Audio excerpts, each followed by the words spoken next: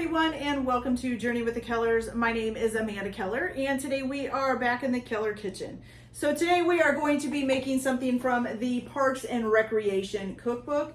Today's recipe is classic waffles, but then there is also a vegan, gluten-free classic waffle recipe that you can do for this as well. So I will kind of tell you guys the difference in between the two recipes as we go along, okay? So the first thing that you are going to need for the classic waffles is 2 egg whites beaten up until they're into stiff peaks. So you can either use an electric hand mixer or a stand mixer and just beat them until you get stiff peaks. And then you're also going to need 2 egg yolks that have been beaten by hand. So just kind of beat up till they're nice and liquidy, okay? Now, if you are gonna be doing the vegan and gluten-free waffles, you do not need either one of those, okay? And then the other thing that you are going to need is 2 tablespoons of unsalted melted butter. And again, if you're going to be using the vegan and gluten-free, you will not need the butter as well, okay? All right, so the first thing that after you get all of that ready, so the first thing that you are going to do is in a large bowl, you are going to add in some flour, which you need 2 cups of all-purpose flour. Now I am making more than one recipe. I'm making a double batch of this, so I will be putting more in than what it says, just so you're aware.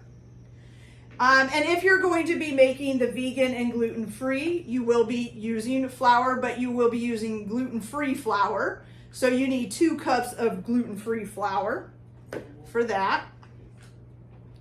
Okay. There's number 2 or 4 for me.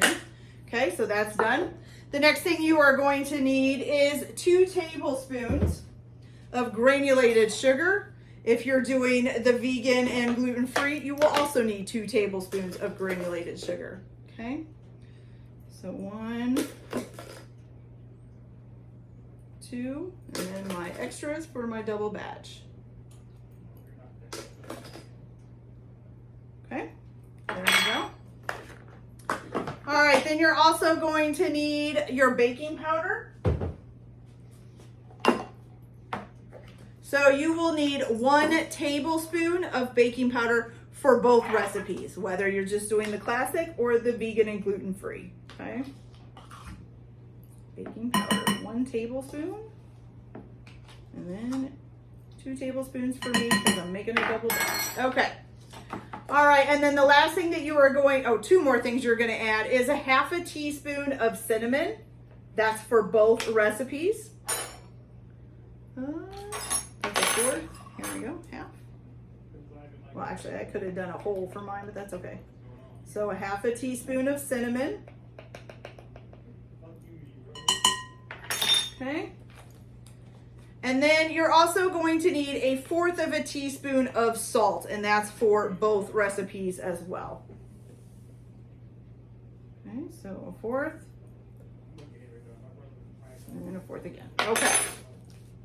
So we are done with this. So you're just gonna whisk this all together.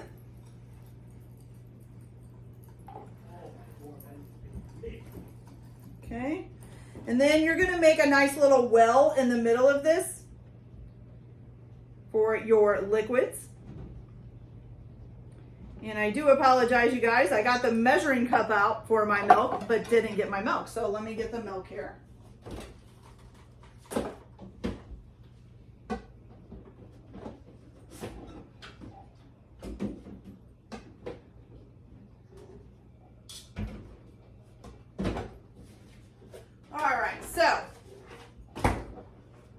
Now what you're going to do is you're going to be pouring all your liquids into this well. So what you're going to do for the classic is you're going to need 1 3/4 cup of whole milk. which I wasn't sure if there was enough in here. Oh, there is.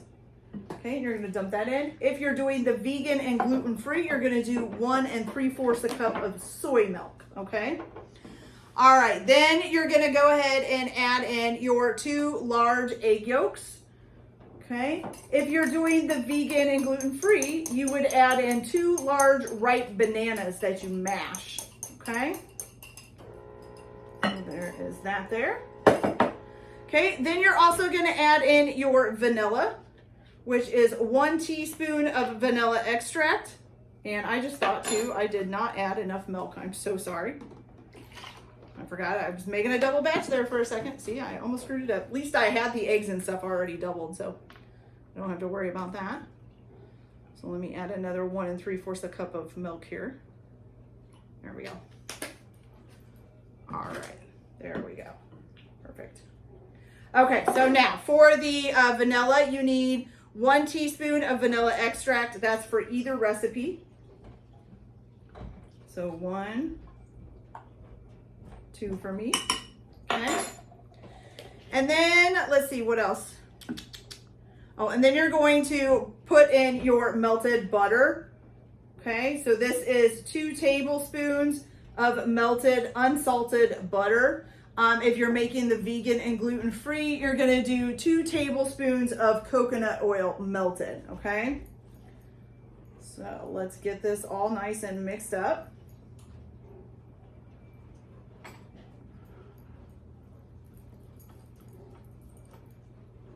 And then after we get this mixed up, then we're gonna fold in our eggs.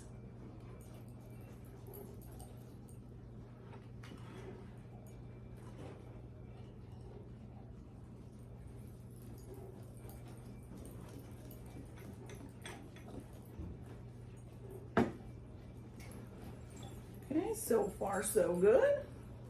And you're just stirring this right now until it's just combined, okay? Let me grab a spatula here so that we can fold in our egg whites.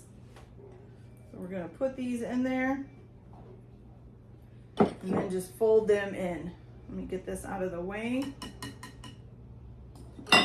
Okay, so folded in your egg whites just means you're gonna be kind of bringing stuff up, down, going down the side of the wall, coming back up and pushing it down into the middle.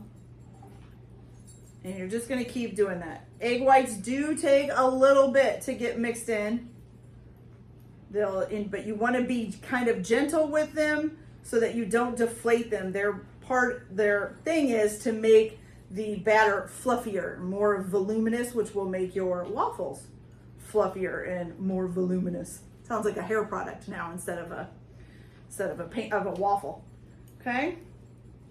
All right. So get those all folded in. Now, once you got these all folded in, you are going to put this into a waffle maker, of course. So you need to be preheating your waffle maker. And depending on what size your waffle maker is will depend on how much batter you will need to put into it. I have a smaller one and mine usually takes slightly more than 1/4 cup, but not quite 1/2 cup. At 1/2 cup, it'll start overflowing. So if you've used your waffle maker several times before, you probably know about how much to use.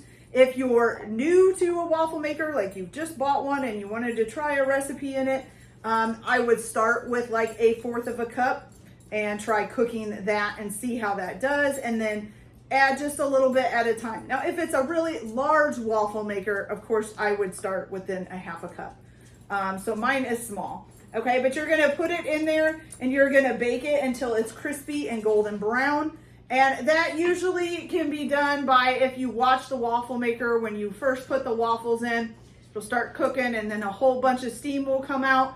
And then after that steam starts to settle down, is usually about the time you need to kind of check on the waffle and see how it is. You can always check on the waffle and then reclose it if it's not done all the way, okay? So, same for the gluten-free. You're gonna do the the vegan gluten-free. You're gonna do them the same way. Doesn't really matter. A waffle is a waffle, okay? All right, you guys, so I am gonna go ahead and get these cooking on the waffle maker, and I will be back to show you guys how they turned out, and we will try them and see how they taste. So I'll be back in just a minute. Okay, you guys, so our first couple of waffles are done, and they are actually turning out fantastic. Those look really good. So let's go ahead and give one of these a try and see how they taste. Pull a little piece off here. All right. No, we're not putting anything on it. You can put anything on these you want. I just like to try them without anything to kind of get the flavor for the waffle.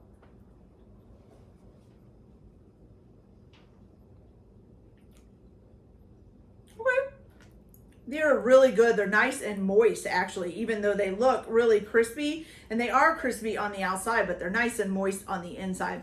So really delicious. They're just a little bit sweet, but not so sweet that you wouldn't want to put anything on them. They're kind of almost like a little bit buttery sweet, I guess you could say. So these turned out excellent. I actually really like these. All right, you guys, so that's it for this video. I hope you liked it. Like and subscribe if you like, or don't if you don't. Everyone have a good day. Enjoy your cooking. Keep your kitchen messy, and we'll see you later. Bye.